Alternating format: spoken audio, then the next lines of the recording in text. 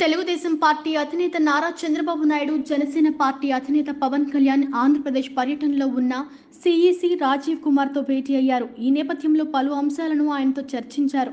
అనంతరం మీడియాతో మాట్లాడిన ఆయన ఆసక్తికర వ్యాఖ్యలు చేశారు. ఓటర్ జాబితాలో అవకతవకలపై సీఈసీకి ఫిర్యాదు చేసినట్లు తెలిపారు. రాష్ట్రంలో ఎప్పుడూ లేని విధంగా కనీవిని ఎరుగని రీతిలో అరాచకాలు జరుగుతున్నాయని ధ్వజమెత్తారు. నేడు రాష్ట్రంలో ప్రజాస్వామ్యం అపహాస్యం పాలైందని ఆయన మండిపడ్డారు.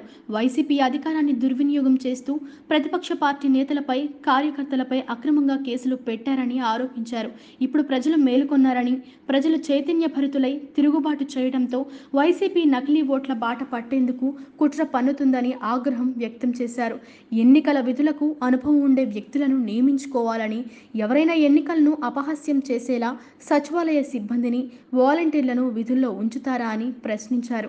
ఇక 2600 మంది మహిళా పోలీసులను BLOలుగా పెట్టారని, అన్యాయంగా టీడీపీ, జనసేనపై 6000 నుంచి 7000 అక్రమ కేసులు పెట్టారని, కేవలం ఒక్క పొంగనూరు కేసులోనే 200 మందికి పైగా జైలుకు వెళ్లి వచ్చారని మండిపడ్డారు. ఎన్నికల్లో ఎవరిని పని చేయనీయకుండా చేసేందుకే జగన్మోహన్ రెడ్డి ఇదంతా చేస్తున్నారని, అనవసరంగా అక్రమ కేసులు పెడుతున్నారని ఆవేదన వ్యక్తం చేశారు. అందరికీ నమస్కారాలు. ఈరోజు నేను అదేవిధంగా జనసేన అధినేత పవన్ కళ్యాణ్ గారు కలిసి ఎలక్షన్ కమిషన్ కలిసాం. అన్ని విషయాలు కూడా చాలా స్పష్టంగా వారికి ఎక్స్ప్లెయిన్ చేశాం. నా సుదీర్ఘ రాజకీయ చరిత్రలో కానీ పవన్ కళ్యాణ్ గారు కూడా రాజకీయాల్లోకి రావడమే కాకుండా రాజకీయాలను వాచ్ చేస్తూ ఉండడం కానీ, ఇవన్నీ చూసిన తర్వాత ఎప్పుడూ జరగనటువంటి అరాచకాలు జరుగుతున్నాయి. ప్రజాస్వామ్యాన్ని అపహాస్యం చేసే పరిస్థితికి వస్తున్నారు. ఇంతవరకు మీరు చూస్తే కేసులు అయితే మా మీద విపరీతంగా బుక్ చేసి, అంటే ఎక్కడ కూడా పనిచేయకుండా చేయడం కోసం రాజకీయ పార్టీల్ని, రాజకీయ పార్టీల కార్యకర్తల్ని, లేకుంటే అందులో పనిచేసే వ్యవస్థని మొత్తం సర్వనాశనం చేయాలి, నిర్వీర్యం చేయాలని ప్రయత్నం చేశారు. ఇప్పుడు ప్రజల్లో ఉండే తిరుగుబాటు చూసిన తర్వాత హోల్సేల్గా ఓటర్స్ అందరినీ మార్చేయడం, దొంగ ఓట్లు వేసుకోవడం ఇలాంటివి చేస్తే తప్ప సాధ్యం కాదనే కన్క్లూజన్కి వచ్చారు. ఈరోజు ఒక ఎగ్జాంపుల్ ఇచ్చాం. ఒక్క చంద్రగిరిలో ఫామ్ 6 కింద 1,15,000 ఓట్లు ఇచ్చారు. దాంట్లో దగ్గర 33,000 ఓట్లు ఆమోదించారు. దాంట్లో వేరే నియోజకవర్గంలో విత్ ఎవిడెన్స్ అన్నీ కూడా మేము పెట్టాం.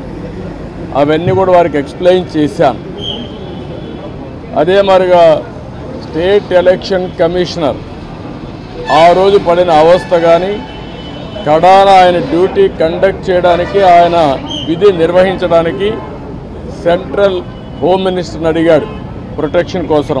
కుటుంబాన్ని, ఆయనకు సెక్యూరిటీ కావాలని అడిగే పరిస్థితి, అవి కూడా ఇచ్చాం. ఫైనల్గా మేము రిక్వెస్ట్ చేసింది వారిని ఒకటే చెప్పాం. ఏదైతే ఎలక్షన్ డ్యూటీ కేసే ఆఫీసర్ని సెలక్షన్ ప్రాసెస్లో కాకుండా ఆల్ ఇండియా లెవెల్లో చేసే బెస్ట్ ప్రాక్టీసెస్లో ఎంపిక చేసుకోవాల్సిన అవసరం ఉంది.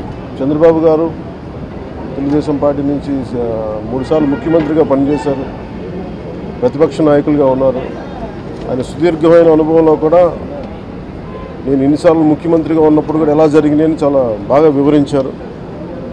ఎంత ఫెయిర్ ఎలక్షన్ జరగడానికి ఆయన సాయశక్తులు ఎలా కృషి చేశారో చెప్పారు. జనసేన తరపు అలాగే వైసీపీ ఏమేం చేసింది ఇప్పుడు దాకా, దొంగ ఓట్లు ఎలా రిజిస్టర్ చేశారు. ఆ చంద్రగిరి ఇందాక మీరు చెప్పినట్టు చంద్రగిరిలో దాదాపు 1,00,000 పైచిలకు ఓట్లు, దొంగ ఓట్లు నమోదు చేస్తే దాదాపు దాంట్లో 1/3, 1/4 ఆల్మోస్ట్ దాన్ని యాక్సెప్ట్ చేశారు. ఇలా ప్రతి చోట, ప్రతి నియోజకవర్గంలో, ప్రతి బూత్లో ఏ స్థాయిలో దొంగ ఓట్లు నమోదవుతున్నాయి, ఎలా తీసేయాలి, వీటి మీద చాలా స్పష్టంగా వివరించారు. జనసేన తరపు నుంచి నేను ప్రత్యేకంగా వివరించింది ఎలక్షన్ కమిషన్కి, మా వైసీపీ ప్రభుత్వం వచ్చినప్పటి నుంచి లా అండ్ ఆర్డర్ కంప్లీట్గా దిగజారిపోయింది. ఎవరన్నా ప్రజాస్వామ్య హాని జరుగుతుంటే గొంతెత్తితే పొలిటికల్ పార్టీస్ కానీ వ్యక్తులు కానీ ప్రైవేట్ వ్యక్తులు కానీ వాళ్ళందరి మీద కేసులు ఎలా పడుతున్నాయి, కేసులు ఎలా చేస్తున్నాయి, ముఖ్యంగా బైండ్ ఓవర్ కేసులు ప్రత్యేకించి పొలిటికల్ పార్టీ టీడీపీ వారి మీద కానీ జనసేన కార్యకర్తల మీద కానీ ఇవన్నీ చాలా క్లియర్గా తెలియజెప్పడం జరిగింది వారికి. అలాగే పోలీసు అధికారులని ఇప్పుడు సడన్గా మారుస్తూ ఉన్నారు. లాస్ట్ 2 నెలలుగా మార్చేస్తూ ఉన్నారు. మళ్ళీ ఎన్నికలు సంఘం వచ్చేటప్పటికి మళ్ళీ వాళ్ళకి కావాల్సిన అధికారులను తిరిగి అక్కడ వేయించుకునేలాగా తీసుకొచ్చిన ప్రణాళికలు చేస్తాం. అది కూడా బలంగా తెలియజేస్తాం. అలాగే మహిళా కానిస్టేబుల్స్ ప్రత్యేకించి సంబంధం లేని చోట్ల వాళ్ళు దాదాపు 87 నియోజకవర్గాల్లో వాళ్ళు పెట్టారు. అది వాళ్ళు దూరం చేయమని ప్రత్యేకంగా ఆయన వివరించారు. నేను ఇంకోటి ప్రత్యేకించి నేను చెప్పింది ఏంటంటే వాలంటీర్స్ అనేది విలేజ్ సచివాలయం అనేది ప్రత్యేకించి అది యాంటీ కాన్స్టిట్యూషనల్ బాడీ. వాళ్ళని దయచేసి ఎన్నికల సమయంలో వాళ్ళని ఉపయోగించొద్దని చెప్పి ప్రత్యేకించి విన్నవించాం. అలాగే మేము కోరుకుంది ఏంటంటే మీరు కనుక సంపూర్ణంగా దీని వైపు చూడకపోతే, దీనికి పారదర్శకత కన్నా దీని ఎలక్షన్లు చేయకపోతే ఇక్కడ ప్రజాస్వామ్యం కూని అయిపోద్ది, ఇక్కడ హింస ఎక్కువైపోద్ది. అలాగే గత స్థానిక ఎన్నికల్లో కూడా ఏ స్థాయిలో కనీసం ఒక దళిత యువకుడు లాంటి ఒక కనీసం నామినేషన్ వేసే పరిస్థితుల్లో కూడా లేదు, అందరినీ చేశారని చెప్పి ప్రత్యేకించి అది వివరించాం. ఖచ్చితంగా వాళ్ళు ఒకటే ఎన్నికల ప్రధానాధికారి ఒకటే చెప్పారు ఆయన CEO, మేము చాలా కట్టుబడి ఉన్నాం, ఫ్రీ అండ్ ఫెయిర్ ఎలక్షన్ జరిగేలా కట్టుబడి ఉన్నాం అని చెప్పి అంత భరోసాగా ఎప్పుడు మాట్లాడటం. ఖచ్చితంగా ఇది కేంద్రం చాలా సీరియస్గా తీసుకున్న ఆంధ్రప్రదేశ్ ఎలక్షన్స్లోనే తెలియజేస్తూ ఉంది. ఈసారి ఫ్రీ అండ్ ఫెయిర్ ఎలక్షన్స్ ఉంటాయి, ప్రభుత్వాలు మారుతాయి అనే నేను మనస్ఫూర్తిగా నమ్ముతున్నాను.